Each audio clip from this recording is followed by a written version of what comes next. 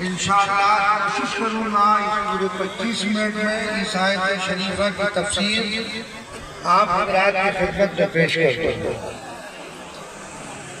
اللہ تبارک و تعالیٰ نے ارشاد فرمایا الف لام میم، اس کے معنی کیا ہے، اس کا مطلب کیا ہے؟ صاحب جلالین نے لکھا ہے واللہ اعلم بمرادہ، اس کے معنی اور مطالب کا علم صرف اللہ کو ہے، اللہ کے علاوہ کوئی اور اس کے معنی سے واقف نہیں۔ یا بعض مفسرین نے یہ بھی لکھا ہے کہ یہ ایک راز ہے اللہ اور اس کے حبیب کے درمیان میں، جس راز کا علم صرف اور صرف اللہ یا رسول اللہ صلی اللہ علیہ وسلم کو ہے، اس کے علاوہ کسی اور کو نہیں۔ ظاہر بات ہے جب مفسرین نے ایک بات لکھ دی واللہ اعلم بمرادہ، اس کی مراد کو اللہ جانتا ہے یا ایک راز ہے اللہ اور رسول کے درمیان، تو ہمیں اس کے کھوج کی ضرورت کیا ہے؟ آگے اللہ تبارک و تعالی نے فرمایا ذالک الکتاب لا ریب فیہ، قرآن مقدس جس وقت نازل ہو رہا تھا، انسان جیسا کہ مجھے بتایا گیا کہ 8 بچوں نے ماشاءاللہ قرآن کریم حفظ مکمل کیا، تو آج کی اس مجلس میں ان کی دستار بندی بھی ہوگی۔ اسی مناسبت سے یہ بات میں آپ حضرات کی خدمت میں پیش کر رہا ہوں کہ قرآن مقدس نازل ہو رہا ہے، جبرائیل علیہ السلام رسول اللہ صلی اللہ علیہ وسلم پر آیات قرآنی کو لے کر کے نازل ہو رہے ہیں، تو سرزمین مکہ پر کچھ ایسے سرفرے موجود ہیں جو یہ کہا کرتے ہیں کہ یہ اللہ کا کلام نہیں ہے، قرآن مقدس کے کلام الہی ہونے میں شک کرتے ہیں۔ اللہ تبارک و تعالیٰ نے اس آیت شریفہ کو نازل فرما کر اعلان یہ فرما دیا کہ یہ کتاب جو رسول اللہ صلی اللہ علیہ وسلم پر نازل کی جا رہی ہے یہ ایسی کتاب ہے ذالک الکتاب لا ریب فیہ، یہ ایسی کتاب ہے کہ اس میں کسی قسم کے شک اور شبہ کی گنجائش نہیں ہے۔ یہ قرآن مقدس وہ واحد کتاب ہے جو ہر قسم کے ریب سے، ہر قسم کے شکوک اور شبہات سے، ہر قسم کی غلطی سے پاک اور صاف اور منزہ ہے، اس میں کسی قسم کے شک کی گنجائش نہیں ہے۔ تو فرمایا ذالک الکتاب لا ریب فیہ، کیسے کتاب ہے یہ کتاب جس میں کوئی شک نہیں ہے۔ اس میں شک کیوں نہیں؟ اس میں کوئی قطرہ بات کیوں نہیں کر سکتا؟ کمی اور زیادتی کیوں نہیں ہو سکتی ہے؟ اس لیے نہیں ہو سکتی ہے اللہ تبارک و تعالیٰ نے کتابیں تو اور بھی نازل کی ہے، توریت کو بھی نازل کیا، زبور کو بھی نازل کیا، انجیل کو بھی نازل کیا، صحف آدم علیہ السلام کو اتارا، صحف ابراہیم علیہ السلام کو نازل کیا، دیگر صحائف کو بھی نازل کیا گیا، لیکن جتنی کتابیں اللہ تبارک و تعالیٰ نے انبیاء علیہ السلام پر نازل فرمائی، جو صحیفے اللہ تبارک و تعالیٰ نے انبیاء کو دیے وہ تمام کے تمام اس روئے زمین پر موجود اور محفوظ رہی، اور جو موجود ہے اس میں قطربات کر دیا گیا، اس میں تغیر تبدل کر دیا گیا، اس میں تحریف کر دی گئی۔ قرآن وہ واحد کتاب ہے جس طرح اللہ تبارک و تعالیٰ نے نبی کریم صلی اللہ علیہ وسلم پر آج سے 1400 سال پہلے نازل کیا گیا تھا، اسی طرح موجود اور محفوظ ہے قیامت تک، اسی طرح موجود اور محفوظ رہے گی۔ اس میں کوئی قطربات نہیں کر سکتا، اس میں کوئی تغیر نہیں کر سکتا، اس میں کوئی تحریف نہیں کر سکتا، اس میں کوئی تبدل نہیں کر سکتا ہے۔ اس کی بنیادی وجہ کیا ہے؟ اللہ تبارک و تعالیٰ نے قرآن مقدس میں اس کی وجہ خود بیان فرمائی، اِنَّا نَحْنُ نَزَّلْنَا الذِّكْرَ وَإِنَّا لَهُ لَحَافِظُونَ۔ قرآن کو ہم نے نازل کیا ہے، ہم ہی اس کتاب کی حفاظت کرنے والے۔ جب اللہ اپنے کلام کا محافظ خود ہے، کون اس میں تغیر کر سکتا ہے؟ کون اس میں تحریف کر سکتا ہے؟ کون اس میں رد و بدل کر سکتا ہے؟ دنیا کی ساری طاقتیں ایک جگہ جمع ہو جائے اور جمع ہو کر قرآن کے حروف کو بدلنا چاہے، قرآن کے نقطے کو اوپر سے نیچے کرنا چاہے، دنیا کی کوئی طاقت نہیں ہے۔ قرآن میں بدل دے، قرآن کو کے اندر تحریف کر دے، قرآن کو الٹ پلٹ کر دے، یہ تو الفاظ کی بات ہے۔ اللہ تبارک و تعالیٰ نے جس طرح قرآن کے الفاظ کی حفاظت کا وعدہ کیا، اسی طرح اس کے مفہوم کو کوئی بدل نہیں سکتا ہے، اس کی تعبیرات کو کوئی بدل نہیں سکتا ہے، اس کے معنی میں کوئی رد و بدل نہیں کر سکتا ہے۔ اپنے کلام کی حفاظت کر رہا ہے، اسی طرح اس کو قرآن اپنے مفہوم کے اعتبار سے، اپنے معنی کا اعتبار سے بھی موجود اور محفوظ چلا رہا ہے، اس میں بھی کوئی تحریف نہیں کر سکتا۔ چنانچہ جس وقت قرآن نازل ہو رہا ہے، مکہ المکرمہ میں بڑے بڑے فصحاء موجود ہیں، بڑے بڑے علماء موجود ہیں، جن کو عربیت میں ید طولہ حاصل ہے، جن کا علم آسمان کی بلندی کو چھوتا ہے، وہ سرزمین مکہ پر موجود ہے۔ ان سے یہ بات کہی جا رہی ہے کہ تم جو یہ کہتے ہو یہ اللہ کا کلام نہیں ہے، یہ محمد رسول اللہ صلی اللہ علیہ وسلم کا نعوذ باللہ کھڑا ہوا کلام ہے۔ اللہ تبارک و تعالیٰ ان کو چیلنج کر رہا ہے۔ خدا بند قدوس فرما رہے ہیں یہ وہ کتاب ہے، اس کتاب میں کوئی شک نہیں ہے، اگر تم پھر بھی شک کرتے ہو، تم یہ کہتے ہو یہ محمد رسول اللہ صلی اللہ علیہ وسلم کی بنائی ہوئی کھڑی ہوئی کتاب ہے۔ اللہ تبارک و تعالیٰ نے قرآن مقدس میں 3 جگہ چیلنج کیا۔ کیا چیلنج کیا ہے؟ پہلی جگہ اللہ نے چیلنج کیا اس جیسا قرآن تم لے آؤ، تمہارے تو اساتذہ علم کے پہاڑ ہیں، تمہارے اساتذہ وہ ہے جو علم معانی، علم فصاحت اور بلاغت میں اعلیٰ مقام رکھتے ہیں۔ محمد رسول اللہ صلی اللہ علیہ وسلم کا روح زمین پر کوئی استاد نہیں ہے، بغیر استاد کے وہ ایسا کلام بنا سکتے ہیں۔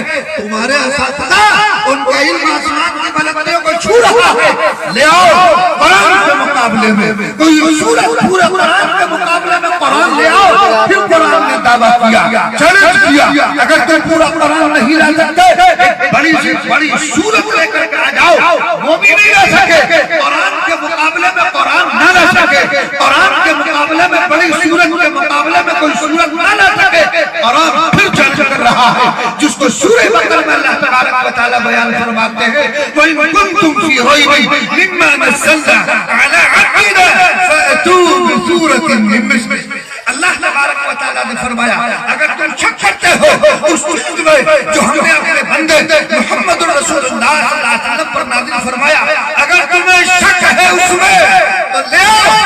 قرآن کے مقابلے میں نہیں، قرآن کے مقابلے میں قرآن نہیں، بڑی سے بڑی سورت کے مقابلے میں بڑی سورت نہیں، ایک چھوٹی سی سورت لے آؤ۔ فَأْتُوا بِسُورَةٍ، چھوٹی سے چھوٹی سورت لے آؤ۔ اگر تمہارے اندر ہمت ہے، اگر تمہارے پاس علم ہے، تم فصاحت میں، بلاغت میں، معانی میں کتنا ہی اعلیٰ مقام رکھتے ہو، نہ قرآن کے مقابلے میں چھوٹی سے چھوٹی سورت پیش کر کے دکھاؤ، نہیں پیش کر سکے۔ 14 صدیاں گزر چکی ہے اور قرآن نے یہ نہیں کہا، قرآن نے آگے فرمایا وَدُعُوا شُهَدَاءَكُمْ، یہاں پر شہداء سے مراد کون ہے؟ اٹھائیے تفسیر کی کتابیں اور کھولیے، اس میں لکھا ہے شہداء سے مراد جو اساتید ہیں، جو ان کے رؤساء ہیں، بنالتم بلالتم، اپنے رؤساء قریش یا بلالتم ان کو جن کے سامنے تم ڈنڈا کرتے ہو، جن کو تم پوجتے ہو، جن کو تم معبود مانتے ہو، بلا لو ان سب کو اور سب جوڑ کر بیٹھ جاؤ۔ قرآن کے چھوٹی سے چھوٹی سورت کے مقابلے میں تمہارے اندر ہمت اور طاقت نہیں ہے کہ تم قرآن کی چھوٹی سے چھوٹی سورت کے مقابلے میں کوئی سورت بنا سکتے۔ چنانچہ تفسیر نصفی میں لکھا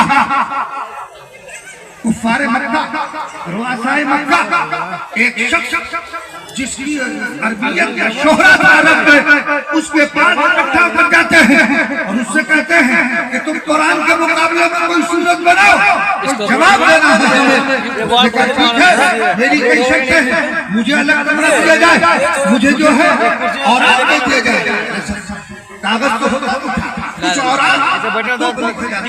لکڑیوں پر لکھا جاتا تھا، کچھ اور مجھے دے دیا جائے، قلم اور کاغذ دے دیا جائے، سیاہی کی روشنائی دے دی جائے اور اس کے ساتھ ساتھ 6 مہینے کا وقت دے دیا جائے، میں قرآن کی صورت کے مقابلے میں صورت تیار کر کے دکھاؤں گا۔ چنانچہ سارے مکہ خوش ہو گئے کہ چلو کوئی مکہ میں ایسا تو ہے جو اس چیلنج کو قبول کرنے والا اور اس چیلنج کا جواب دینے والا تو کوئی ہے۔ چنانچہ اسے تمام چیزیں فراہم کر دی گئی، تمام شرطوں کو منظور کر دیا گیا۔ چنانچہ لکھا ہے تفسیر نصفی میں وہ شخص لکھتا تھا، پھاڑ کر پھینک دیتا تھا، پھر ورق پر لکھا، پتوں پر لکھا، پھاڑ دیا۔ 6 مہینے کا وقت ختم ہونے کا وقت قریب آتا، وہ ایک سورت تو کیا، سورت کی ایک آیت تو کیا، سورت کا ایک قرآن کے مقابلے میں ایک لفظ بھی تیار نہ کر سکا۔ ادھر کفار مکہ خوش ہے، 6 مہینے کی مدت ہونے والی ہے، قرآن کے مقابلے میں سورت تیار ہو رہی ہے۔ 6 مہینے کی مدت جب ہوتی ہے اور کفار مکہ اس کے پاس پہنچتے ہیں کہ تم نے قرآن کے مقابلے میں کون سی سورت لکھی، ذرا وہ مجھے بتا وہ کون سی سورت ہے۔ اس نے کہا خدا کی قسم میں قرآن کے مقابلے میں سورت تو کیا، اس کے ایک آیت کے مقابلے میں ایک آیت تیار کرنے پر قدرت نہیں رکھتا، میں لکھتا رہا، پڑھتا رہا، 6 مہینے کی مدت پوری ہو جاتی ہے، میں اپنے آپ کو اس بات پر قادر نہیں پاتا ہوں کہ قرآن کے مقابلے میں سورت کا ایک آیت لکھ سکوں۔ میں عاجز ہوں۔ قرآن معجز ہے، معجز، عاجز کر دینے والا، یہ نبی کریم صلی اللہ علیہ وسلم کا سب سے بڑا معجزہ ہے۔ علماء نے لکھا، محدثین نے لکھا کہ اللہ تبارک و تعالیٰ نے نبی کریم صلی اللہ علیہ وسلم کو 10,000 معجزات عنایت کیے گئے، ان میں سب سے بڑا معجزہ یہ قرآن مقدس ہے۔ تو معجزہ کا معنی عاجز کر دینے والا، اپنے سامنے والے کو یہ قرآن عاجز کر دینے والا ہے، تو قرآن کے مقابلے میں کوئی قرآن پیش نہ کر سکا۔ 14 صدیاں گزر چکی ہے، قرآن کے مقابلے میں، قرآن کے بڑی سے بڑی سورت کے مقابلے میں کوئی سورت پیش نہ کر سکا، قرآن کے چھوٹی سے چھوٹی سورت کے مقابلے میں کوئی سورت پیش آج تک نہ کر سکا ہے اور نہ قیامت تک کر سکتا ہے۔ کیوں؟ یہ قرآن اللہ کا کلام ہے۔ دیکھو قرآن کی خصوصیت کیا ہے معلوم ہے؟ یہ قرآن کلام اللہ بھی ہے، کتاب اللہ بھی ہے۔ اللہ تبارک و تعالیٰ نے قرآن کو خود پڑھا ہے، دیگر کتابوں کو نہیں، کہ کتاب اللہ بھی ہے، کلام اللہ بھی ہے، کہ اس کتاب کو کون اس کے اندر تحریف کر سکتا ہے، یا کوئی اس چیلنج کو کیسے قبول کر سکتا ہے۔ یہ کتاب، یہ قرآن اللہ کا کلام، اللہ کی کتاب ہے۔ جس طرح اللہ تبارک و تعالیٰ کی ذات یکتا ہے، قل هو اللہ احد، آپ کہہ دیجئے اللہ یکتا ہے، اللہ ایک ہے، اس کا کوئی شریک اور ساجی نہیں ہے۔ ایسے ہی اس کی ذات سے نکلا ہوا جو کلام ہے وہ بھی یکتا ہے، اس کلام کا ثانی نہیں، اللہ کا کوئی ثانی نہیں ہے، تو قرآن کا بھی ثانی نہیں ہو سکتا ہے۔ اگر کوئی یہ کہتا ہے میں قرآن کے مقابلے میں قرآن پیش کر سکتا ہوں، وہ در حقیقت خدا ہونے کا دعویٰ کرتا ہے۔ اللہ کی ذات یکتا ہے اور اللہ کی ذات بے نیاز ہے، اللہ الصمد، اللہ بے نیاز ہے، تو اس کا کلام بھی یکتا ہے، اس جیسا کلام کسی کا نہیں ہو سکتا۔ یہ قرآن مقدس شکوک و شبہات سے پاک اور بالاتر ہے، جس کو قرآن کہہ رہا ہے ذالک الکتاب لا ریب فیہ، یہ کتاب ہر قسم کے شکوک و شبہات سے بالاتر ہے، اس لیے کہ اس کتاب کی حفاظت کی ذمہ داری اللہ نے لی ہے۔ دیکھو اللہ تبارک و تعالی اسباب، اس کلام کی حفاظت میں اسباب کا محتاج نہیں، اپنے قرآن کی حفاظت میں وہ آپ کا مدارس کا محتاج نہیں ہے۔ اللہ تبارک و تعالیٰ کی ذات اللہ الصمد، وہ بے نیاز ہے۔ جب بیت اللہ پر ابرہا بیت اللہ کو ٹھانے کے ارادے سے نکلتا ہے اور مکہ کے باہر پڑاؤ ڈالتا ہے، اور اس کا مقصد کیا تھا کہ میں آج مکہ کی بیت اللہ کی اینٹ سے اینٹ بجا دوں گا، اس کو مسمار کر کے رہوں گا، اس کو توڑ دیا جائے گا، زمین سے ملا دیا جائے گا۔ لیکن اللہ جس چیز کو باقی رکھنا چاہتا ہے، دنیا کی ساری طاقتیں مل جائیں، اس کو ذرا سی بھی زخم نہیں پہنچا سکتے، تکلیف نہیں پہنچا سکتے ہیں۔ چنانچہ بیت اللہ کی دیکھیے حفاظت کون کر رہا ہے؟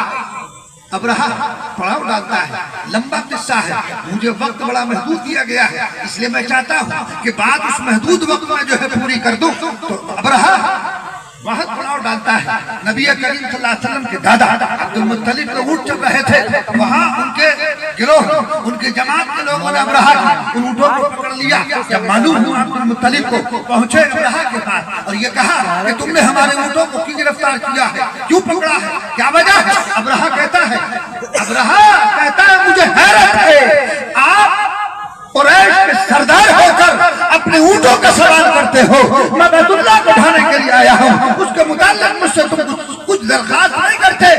حضرت عبد المطلب کیا کہتے ہیں؟ اونٹوں کا مالک میں ہوں، وہ میرے اونٹ مجھے دے دو، اس گھر کا مالک اللہ ہے، وہ خود اپنی حفاظت کرے گا۔ چنانچہ وہاں سے آتے ہیں اور بیت اللہ اپنے رفقا کے ساتھ بیت اللہ کی دیواروں سے چمٹ جاتے ہیں اور چمٹ کر رو کر دعا کرتے ہیں، اے اللہ ہم تیرے گھر کی حفاظت پر قادر نہیں، ہم نحیف و ناتواں اور کمزور ہیں، ہم تیرے گھر کی حفاظت نہیں کر سکتے، تو اپنے گھر کی حفاظت فرما۔ دعا کرنے کے بعد قریب میں پہاڑی ہے، وہاں تشریف لے جاتے ہیں اور پھر اپنی آنکھوں سے وہ منظر دیکھتے ہیں، اللہ کی قدرت کا وہ نظارہ دیکھتے ہیں جس کو قرآن بیان کر رہا ہے سورہ فیل کے اندر، أَلَمْ تَرَ كَيْفَ فَعَلَ رَبُّكَ بِأَصْحَابِ الْفِيلِ۔ اس واقعہ کو، اس واقعے کی طرف اشارہ اسی صورت کے اندر کیا گیا ہے۔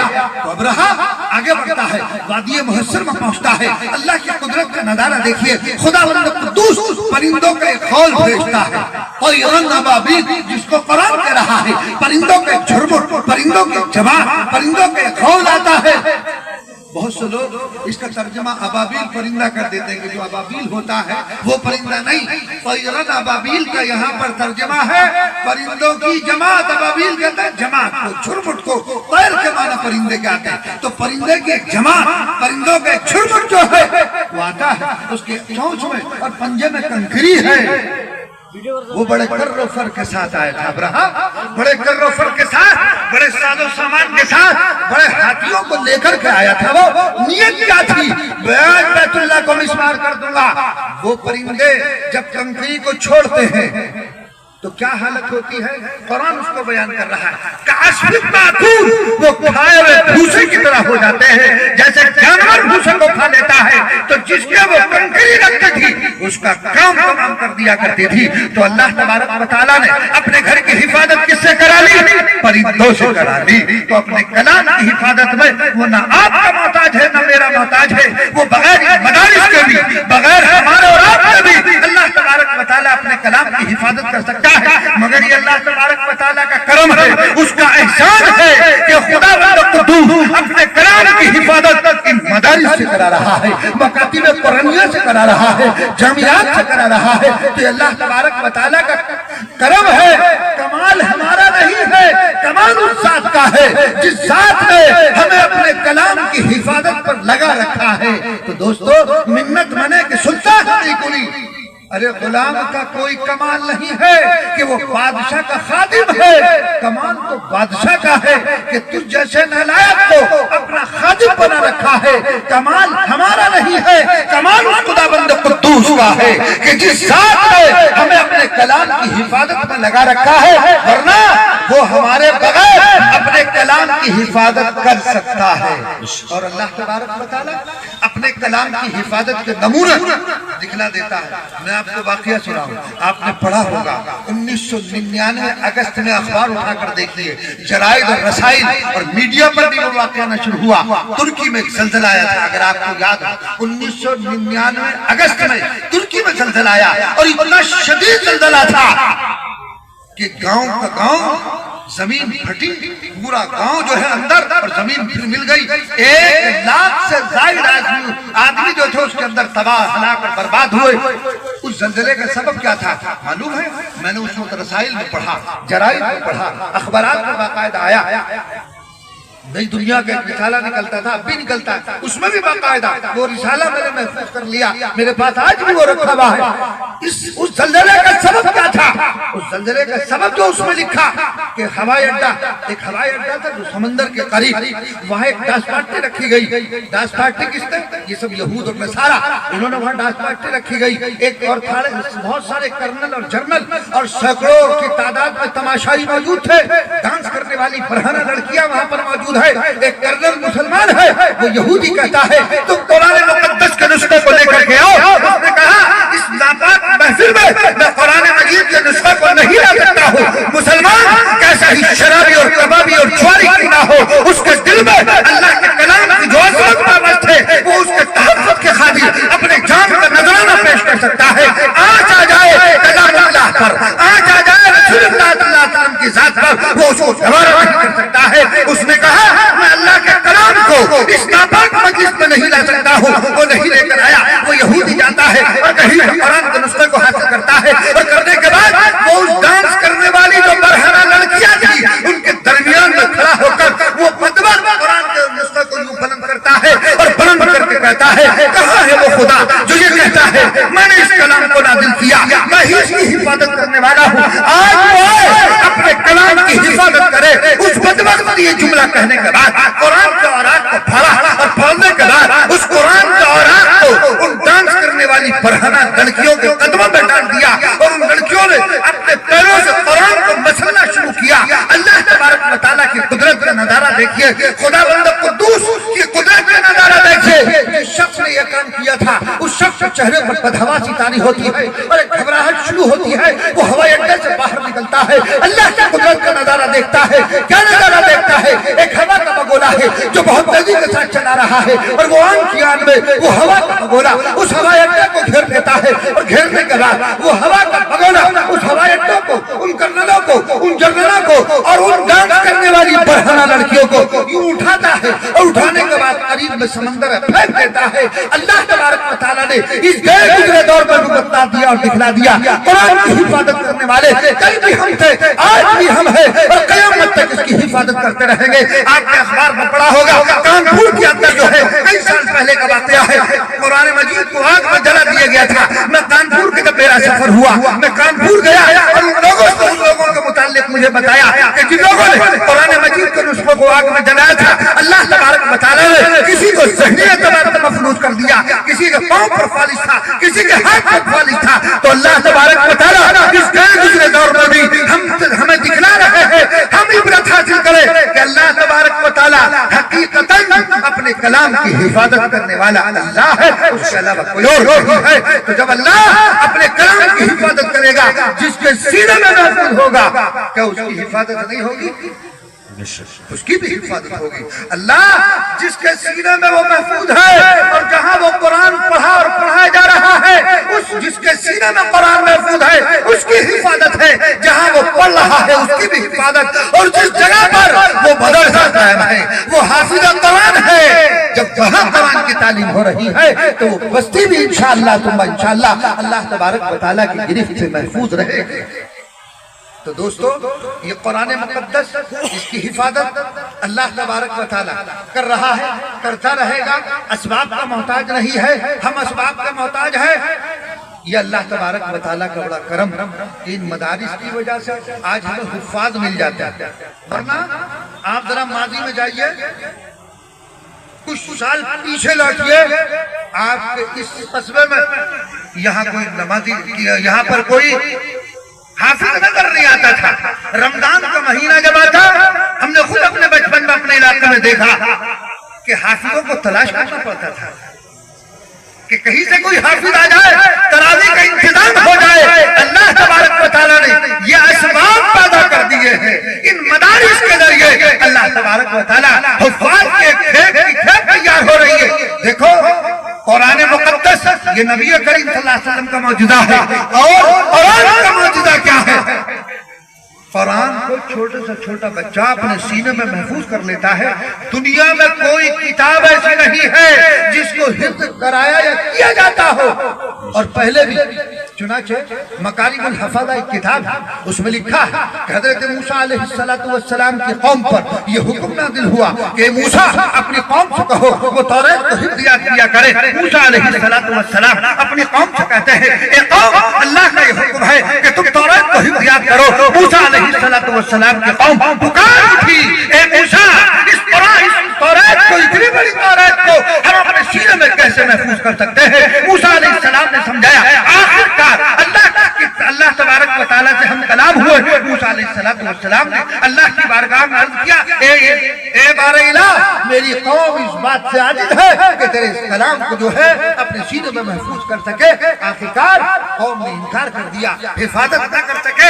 چنانچہ انجیل میں یہ بات لکھی ہوئی ہے اناجیلہم فی نفوسہم، یہ توریت کی عبارت ہے کہ ایک امت ایسی آئے گی کہ ان کی اناجیل، ان کی مقدس کتاب ان کے سینوں میں محفوظ ہوگی۔ وہ کون سی امت ہے؟ وہ یہی امت محمدیہ ہے کہ آج اس امت محمدیہ کا چھوٹا سا چھوٹا بچہ اپنے سینے میں قرآن کو محفوظ کر لیتا ہے۔ سہارنپور میں ایک 6 سال کی بچی نے قرآن مقدس کو 6 مہینے میں ناظرہ مکمل کر لیا۔ میرا ایک جگہ جانا ہوا اسی پروگرام کے سلسلے میں، تو وہاں ایک 60 سال کا آدمی میری خود ملاقات ہے، 60 سال کا آدمی اور اس کی پوتی 11 سال کی. انہوں نے مجھے بتایا کہ ہم دونوں نے 7 قرآن کریم کو حفظ کرنا شروع کیا. اس نے جو ہے 6 مہینے میں حفظ کر لیا اور وہ 60 سال کا کہہ رہا ہے کہ میں نے 6 مہینے 5 دن میں قرآن کو حفظ کیا. یہ قرآن کی خصوصیت دوستوں کسی اور کتاب کی نہیں ہے. وجہ کیا ہے؟ یہ سینے میں محفوظ کیسے کر لیا جاتا ہے؟ خود قرآن میں اللہ نے بیان فرمایا وَلَقَدْ يَسَّرْنَا الْقُرْآنَ لِلذِّكْرِ، قرآن کو یاد کرنے کے لیے ہم نے آسان کر دیا. حضرت فضیل بن حسین رضی اللہ تعالیٰ عنہ اس آیت کی تفسیر میں فرماتے ہیں کہ اگر اللہ تبارک و تعالیٰ اپنے کلام میں یسر پیدا نہ فرماتا، دنیا کی کوئی طاقت نہیں تھی کہ اس کو اپنے سینے میں محفوظ کر لیتا. یہ معجزہ ہے قرآن مقدس کا. علامہ شامی رحمۃ اللہ علیہ نے کتاب الحضر والاباحہ 5ویں جلد میں ایک عجیب و غریب واقعہ لکھا ہے کہ ایک بزرگ ہے ہشام کلبی رحمۃ اللہ علیہ، انہوں نے فرمایا 2 کام میں نے ایسے کیے اس وقت جو کسی اور نے نہیں کیے. پوچھا وہ 2 کام کیا ہے؟ کہ نمبر 1 کام میں نے یہ کیا حفظت القرآن فی 3 ایام، 3 دن میں قرآن کو حفظ یاد کر لیا. کتنے دن میں؟ 3 دن کے اندر. یہ شامی میں لکھا ہوا 3 دن میں قرآن مقدس کو یاد کر لیا. اتنی ضخیم کتاب 3 دن میں.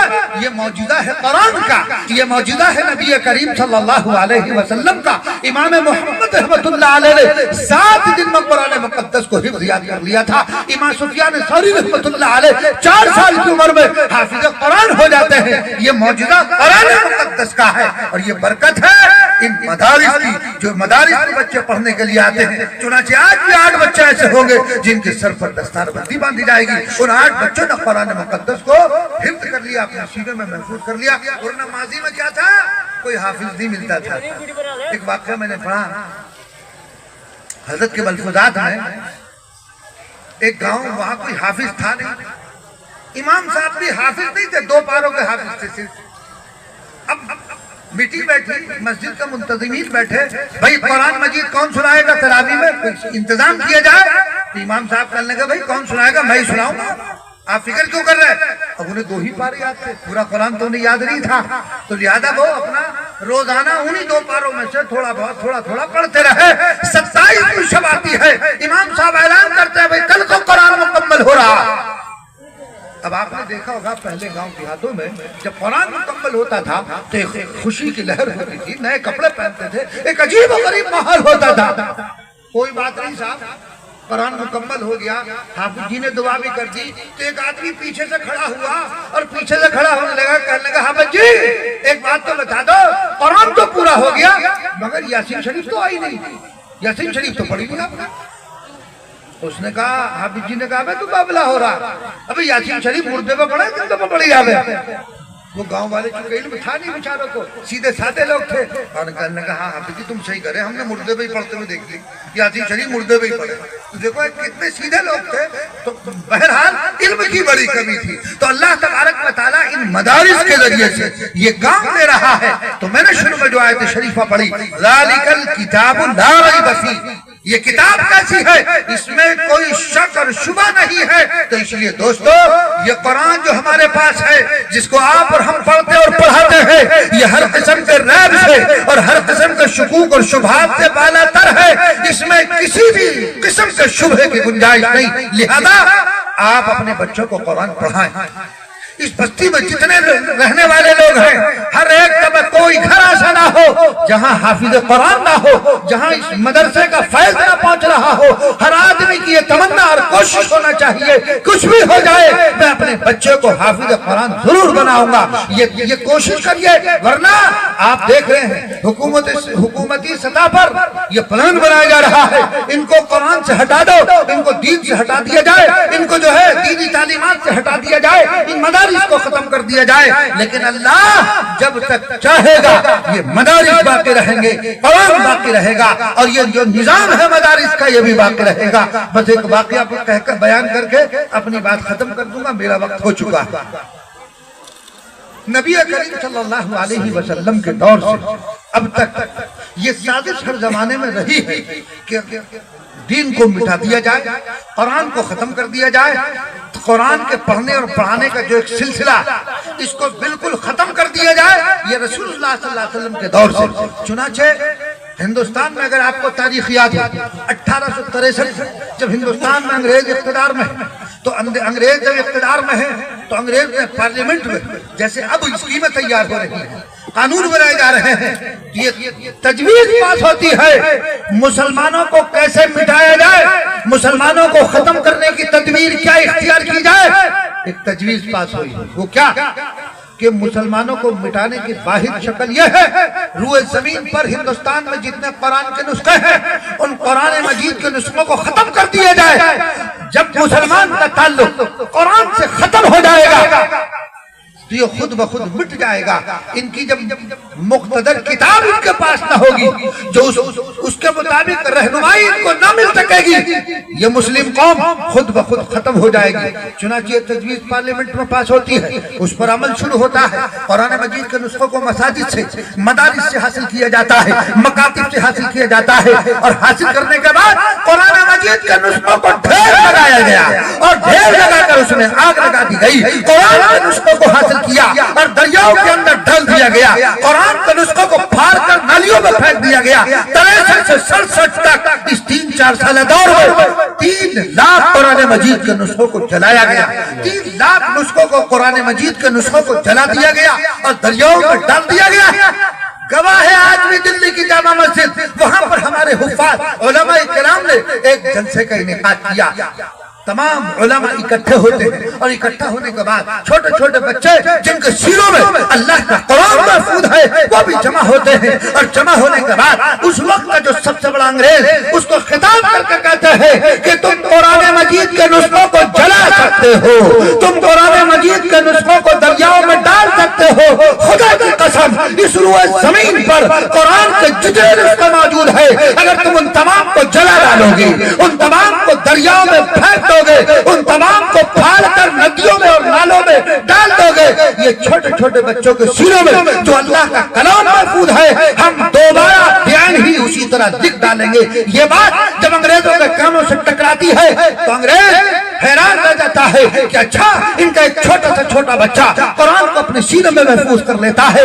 انگریز کہتا ہے پھر اس قرآن کو کوئی نہیں مٹا سکتا ہے۔ چنانچہ اللہ تبارک و تعالیٰ دکھلاتا رہتا ہے تم قرآن کو مٹانے کی کوشش کرنا چاہتے ہو، قرآن کے ماننے والوں کو مٹانے کی کوشش کرنا چاہتے ہو، جنہوں نے قرآن کو مٹانے کی سازشیں کی ہے اور قرآن کو مٹانے کے طریقے اختیار کیے، اللہ تبارک و تعالیٰ نے صف ہستی سے انہی کو ختم کر دیا۔ جو قرآن کو مٹانے کی کوشش کرے گا اللہ تبارک و تعالیٰ انہی کو مٹا دے گا، ان کا بلیہ میٹ کر دے گا۔ تو لہذا قرآن باقی رہے گا، قرآن کی تعلیمات باقی رہے گی، قرآن کے پڑھنے اور پڑھانے والے باقی رہیں گے، کتنے ہی قوانین بناتے رہے، کتنے ہی سازشیں کرتے رہے، انشاءاللہ ثم انشاءاللہ اللہ ان کی ہر سازش کو ناکام کرے گا۔ یہ مدارس چلتے رہیں گے، اللہ تبارک و تعالیٰ جب اپنے کلام کی حفاظت فرمائے گا مدارس کی ہوگی، صاحب کلام کی جس کے سینے میں محفوظ ہے اس کی بھی حفاظت ہوگی اور اس علاقے کی بھی حفاظت ہوگی۔ اس لیے میری آپ سے درخواست یہ ہے آپ کے گھر کا کوئی فرد، کوئی بچہ ایسا نہ ہو جو قرآن مجید پڑھا ہوا نہ ہو۔ ہر آدمی، اب یہ بچہ ہی نہیں، اگر کوئی بڑا آدمی بالغ ہے، بوڑھا ہو گیا، وہ بھی پڑھنے کی کوشش کرے۔ وَلَقَدْ يَسَّرْنَا الْقُرْآنَ لِلذِّكْرِ جو فرمایا، دیکھو عربی کا ایک قاعدہ ہے المطلق یجری علی اطلاق، مطلق جو ہے اپنے اطلاق پر رہا کرتا ہے۔ اللہ نے یہ نہیں فرمایا ہم نے بچوں کے لیے آسان کر دیا، بوڑھوں کے لیے مشکل، بوڑھوں کے لیے مشکل، جوانوں کے لیے آسان، نہیں، سب کے لیے اللہ تبارک و تعالیٰ نے آسان کر دیا۔ جو بھی اس کو پڑھنا چاہے اللہ تبارک و تعالیٰ نے اس کو اس کے لیے آسان کر دیا۔ بہت سے لوگ مولانا نسیم محمد غازی مظاہری علیہ الرحمہ انہوں نے خود مجھ سے بتایا کہ میں نے 40 سال کے بعد قرآن مجید کو حفظ کرنا شروع کیا، 6 مہینے میں نے قرآن کو حفظ یاد کر لیا۔ مولانا عقیل الرحمان صاحب جو ہمارے خسر ہیں، شیخ الحدیث مفتاح علوم جلال آباد، انہوں نے بھی 40 سال کے بعد قرآن مقدس کو حفظ کرنا شروع کیا، 6 مہینے میں قرآن کو حفظ یاد کر لیا۔ تو دوستو اگر آپ پڑھنا چاہتے ہو، قرآن کو آپ حاصل کرنا چاہتے ہو، آپ کے لیے کوئی مشکل نہیں ہے، اللہ آسان فرما دیں گے۔ اور پڑھتے پڑھتے انتقال ہو گیا، انشاءاللہ قرآن تمہارے سینے میں محفوظ ہوگا، حافظ بنا کر اٹھایا جائے گا، قرآن پڑھا ہوا بنا کر کے اللہ تبارک و تعالیٰ تمہیں قیامت میں اٹھائیں گے، تو لہذا اپنے بچوں کو بھی اور خود بھی قرآن مقدس کو سیکھنے کی اور پڑھنے کی کوشش کریں، تو کریں گے اللہ تبارک و تعالیٰ مجھے بھی آپ کو بھی عمل کرنے کی توفیق عنایت فرمائے۔ وما علینا الا البلاغ۔